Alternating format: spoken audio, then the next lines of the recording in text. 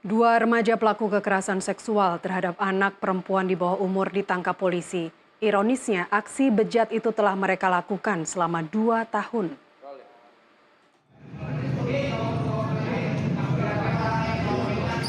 Dua remaja tersangka kasus pencabulan ini hanya bisa pasrah saat digelandang petugas unit reskrim Polsek Sukaramai, Bandar Lampung. Keduanya ditangkap usai dilaporkan keluarga korban. Keduanya yakni Latif 18 tahun dan rekannya Fernando 19 tahun, warga Jati Agung, Lampung Selatan. Mereka ditangkap di kediamannya tanpa perlawanan. Menurut polisi, terbongkarnya kasus pencabulan anak di bawah umur ini setelah salah satu tersangka melakukan aksi teror kepada korban dengan mengirimkan surat kaleng ke rumah keluarga korban berinisial DN 14 tahun. Dalam surat itu, tersangka mengancam jika keluarga tidak memperbolehkan korban keluar rumah akan menyebarkan video asusila yang dilakukan tersangka terhadap korban. Keluarga yang tidak terima dengan ancaman itu kemudian melaporkannya kepada polisi Polsek Sukaramai. Polisi yang melakukan penyelidikan menangkap dua tersangka yang mengakui telah melakukan perbuatannya.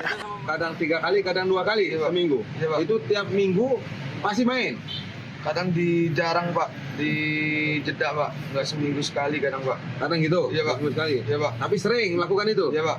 Apa untuk supaya dia mau ngikuti nafsu kamu itu apa? Kamu punya rahasia atau punya bagaimana supaya si ancaman itu supaya ngikut si korban ini? Ya itu Pak, menyebarkan video itu Pak. Menyebarkan video. Kamu sempat memvideokan dia main sama kamu? Sempat Pak.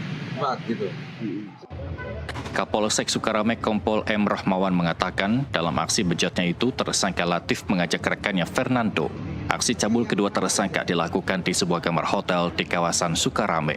Bahkan aksi cabul itu dilakukan tersangka setiap pekan selama 2 tahun hingga korban mengalami trauma psikis.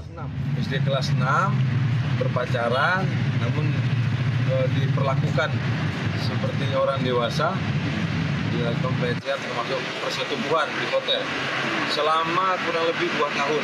Dilakukan sampai kelas 2 SMP baru terungkapnya karena bibi dari korban tersebut mendapatkan surat.